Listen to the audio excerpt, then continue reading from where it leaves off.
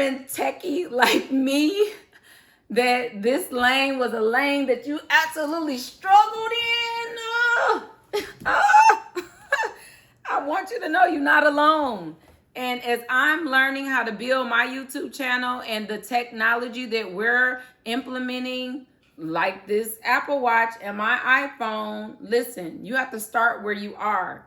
So let me introduce myself again. My name is Ann Winbush. The reason why you're watching me today is because I have 5 skills that I want to share with you, and you may get some nuggets in the middle because that's just how I roll. I let the Holy Spirit lead me when I'm talking, but I don't want it to be too long, and I don't want to go too far off course because I'm a woman of many trades, a woman of many gifts, and I want to make sure that my information is landing well with you today, that it has structure and that you can learn something from this.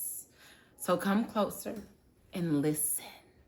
Yes, the very first skill that I'm going to talk about today out of the 5 skills is listening. Your listening skills are so important because it's with that skill that when you come into the investing game, whether it's real estate, whether it's building relationships and rapport to do other types of investment, you need to know how to listen. Everybody will tell you everything that you need to know about them when you listen.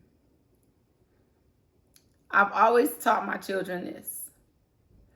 The best way to learn what inspires someone is to ask them. That's it. Learn to be curious. Learn to ask good questions.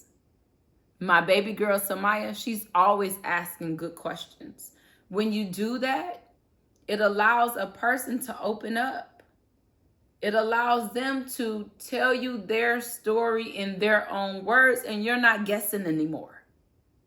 So when it comes to negotiating deals, your negotiation style, opening up and just listening changes the game, and that skill is truly transferable. The next skill that I want to talk about is time management. So important to learn how to manage your time. As a hairstylist, I would get my clients in and out. I had an appointment book that came out in October. They would put themselves right back in the same spot, not unless something changed, a schedule changed, but I literally had a waiting list as a hairstylist. How did I get that way? By managing my time. I did not have people sitting up in there all times of the day or hours on end waiting to get their hair done. They knew if they came to me, I don't care if it was 6 people there, they knew they wouldn't be there all day because I had a system. Because I manage my time. God instructs us to steward our time, to steward our lives. So important to take care of the things that he gives you, to manage the things that he gives you. Time is your most valuable commodity. Most people think that it's money. Not true. You can go make more money, but what you can't do is get back not even 1 second. You can't get back time. Time is a valuable gift. How about we act like it? When we use our time wisely, it means that we will also, like I said at the beginning, begin to implement technology because we live in a day and age where things are made much simpler for us. We begin to leverage the technology, the tools that we have to make our lives simple, to buy back some of our time. So yes, sometimes you have to pay for this technology, but what you're doing is getting something back that's way more valuable. With the technology, when it comes into our investment business, we were able to learn how to schedule, right? Schedule our Airbnb cleaners, scheduling meetings, scheduling my meetup meetings, scheduling everything right into my calendar, right on my phone.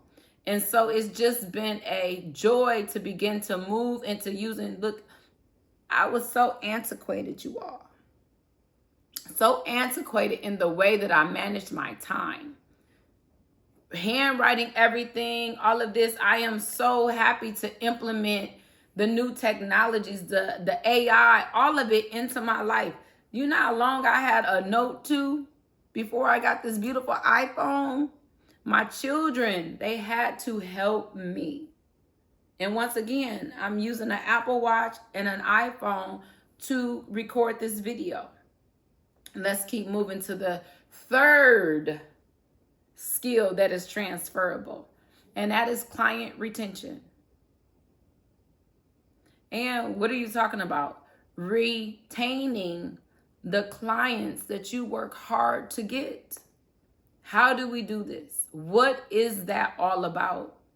It is about the time management. It is about your listening skills, but it's something so much greater. And being a person that came from adversity, I did not always have confidence, because that's what I'm talking about. And I didn't have confidence. So guess what? When I met Jesus at 24 years old, I decided to borrow some of God's. So I would call it a God confidence. You all that are struggling with self-doubt and unbelief and just, I hated myself. So if you're that person that hated you, that you didn't see the value in you, that you didn't understand that you're enough, I want you to know it's okay if you don't have your own confidence. It's okay. God has plenty of confidence that he is willing to share with you. So take his confidence and build your client retention with that. Keep his word. Keep your word. Be accountable for your actions. Know that it is not about being perfect. People want you to be your authentic self. That's why my appointment book looked the way that it did. Because I was authentic, I was accountable, I was reliable, I showed up. Be that person. In my industry as a hairstylist, people will walk through the door last minute. I've been working 12 hours, I'm ready to go. But if I don't have plans with my family and all I'm trying to go home to do is sleep, I'm going to take that client. And guess what? Every single time I did that, that client was a client for life. When we give from our heart, when we give from the deepest parts of us, people see that. And they honor that. This is true client retention. Not to think of yourself more highly than you ought to, but to treat others with love and kindness, to give them the attention and the time and the affection and love that they need. Show up for yourself so you can begin to show up for others.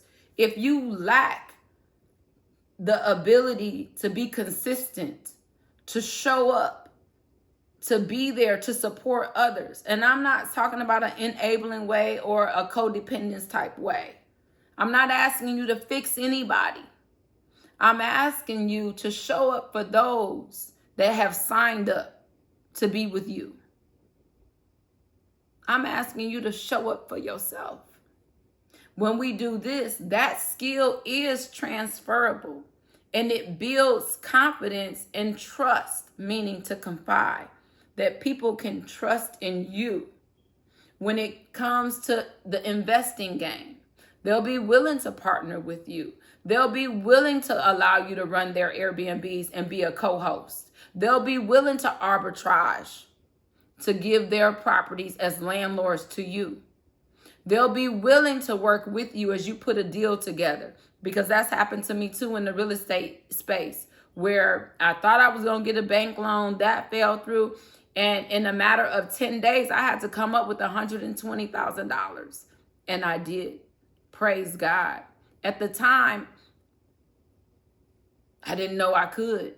Several years earlier, I needed $50,000 and did not have the skills. See, I'm talking about skills.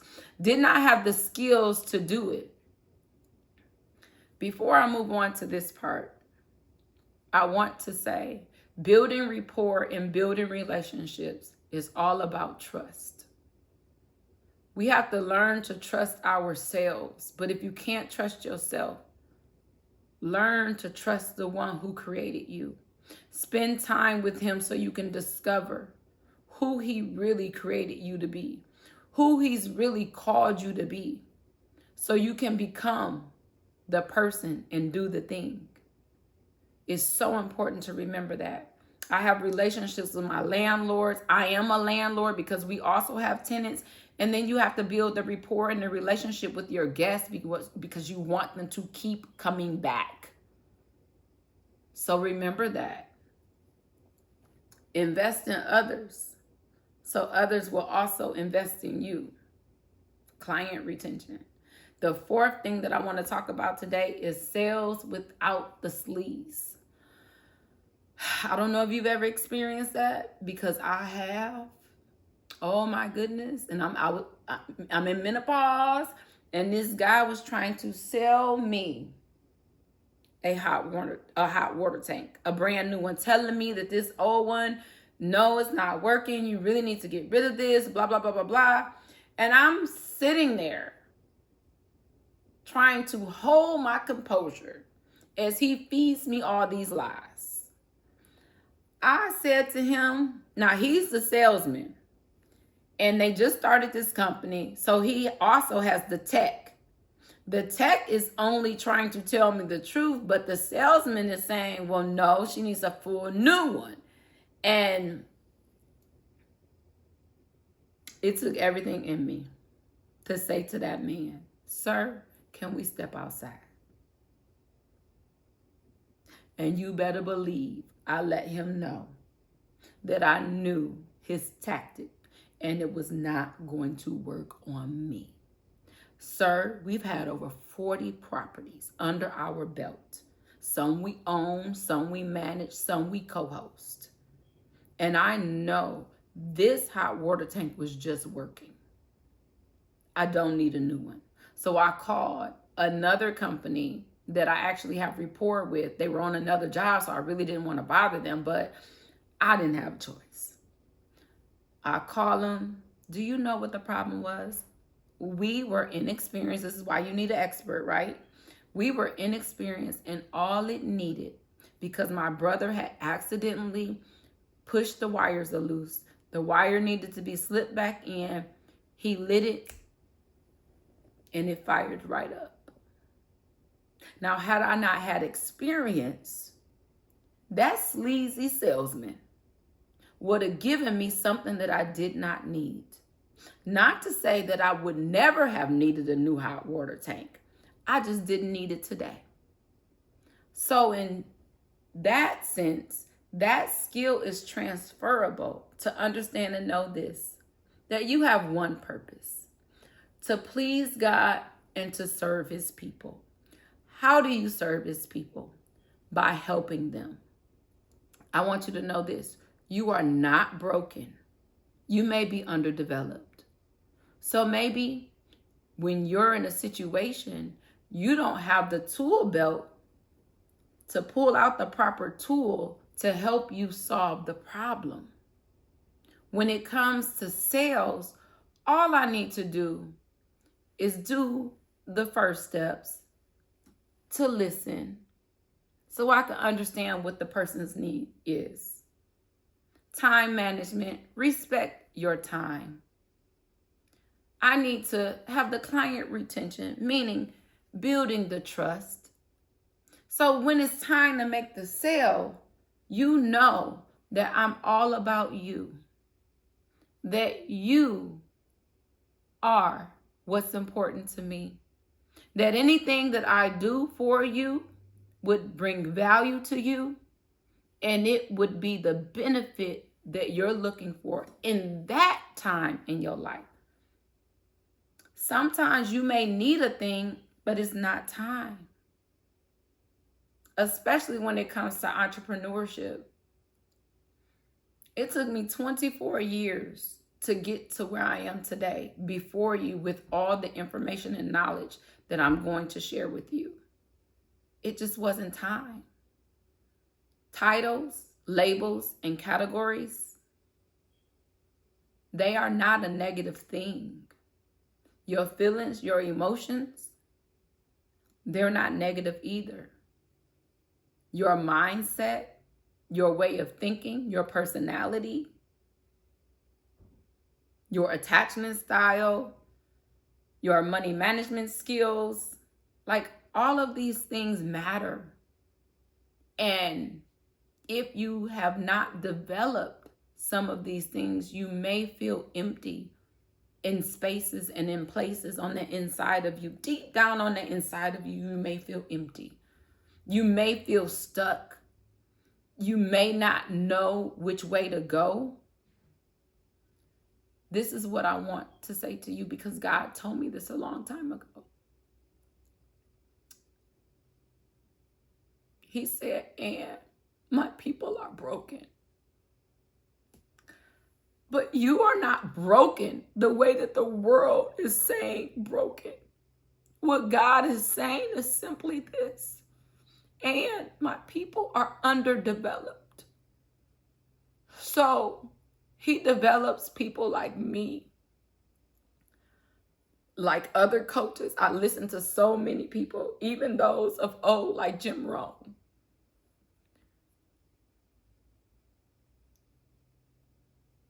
These